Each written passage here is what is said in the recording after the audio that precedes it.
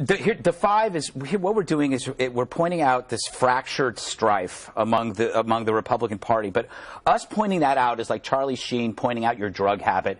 We, as a show, are facing internal strife from a micro level to a macro level. You could look at conservative websites like Breitbart, how much that has fallen apart since the Trump nomination. You can look at the five. On any given day, we have tension over this nomination, over this candidate. You can look at our network at a whole, which is don't look at me. But you can look at this network where we are having issues within a family of anchors over this stuff. You can look at the party. So it's in every area where there is conservatism, there is strife. And I just remember the good old days where we could all unite against a hatred for Obama when it was so easy. Oh, it'll be bad. It'll be bad.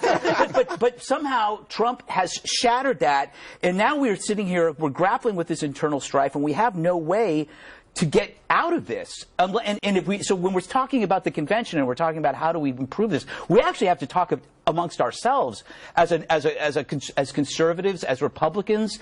Can we express our grievances honestly about how we feel about this so that we can move beyond, so we can unite? I'm not talking like an encounter group, but I'm saying we all have to be honest with each other instead of saying you're stupid for supporting Trump. But you're hitting on, I think this is the most unique time in the history of American politics. You're hitting on it exactly. We've gone from I don't like that candidate, I don't like what he represents, I'm not going to vote for him, here's why, to if you like him, you're an idiot, you're a jerk, you're I don't know, helping him become the nominee, and people are so angry, everything becomes personal. Yeah. It's never been this personal before, at least not in my history. I agree. I mean, I have friends who I won't mention, Robert Davi, who texts me in caps every day, angry over something that I might say about Trump. And it's this weird thing where he perceives, why do you hate Trump? I go, I don't hate Trump. It's not hate. I don't even think it's his fault. I don't think he even knew this was going to happen. You know, I thought he was doing this as a protest vote, and then it just happened. So now we're all sitting here, and I agree with you, Eric. I think that everybody is mad at each other over this, and unless people can get beyond this, it's going to end up like Breitbart, which is a site that just imploded. Imagine what this convention is going to be like if it hasn't been completely and definitively decided? Yeah.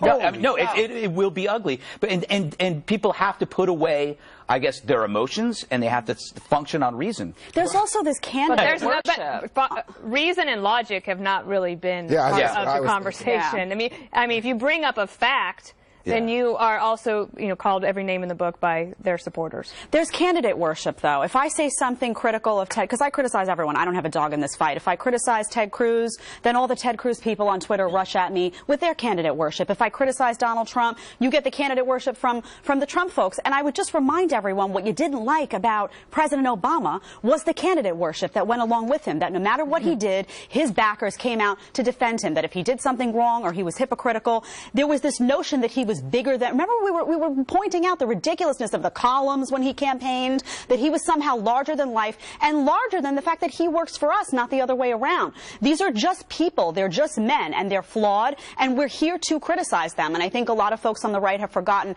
how to do that with the civility and the decency that they often criticize the left for not having. So that would, I think, be important. Well, I just wanted to come back to two things. One is, I just thought what you said was terrific. I just thought, boy, that's the most honest discussion I've heard of this anywhere. And the fact that, there is tension all over about this. I will say this. I think that two things. One is, it is personal. It's very personal. Yeah. If I start making fun of Eric's wife, you better believe Eric could take it personally. Right? Or he wouldn't say, hey, Juan, you're okay with me. No. He'd say, dude, back up. You might be sitting on 48. Yeah, I think so. I think my jaw might be sitting on 48. So I think it's very personal. By her. Is that right?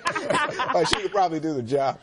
Go ahead. So it has become intensely personal, and I think that's why you see them saying, I'm not going to back this guy. And the second thing is, when you ask voters in polls, it's not like they say, well, he's my second choice, he's my third choice. They say, no way, Jose, I'll never vote for the other guy. Yep. I don't care who you are. Well, yeah, obviously you want to build a wall around Jose. Thank you. Juan prefers Jose. But the thing, the thing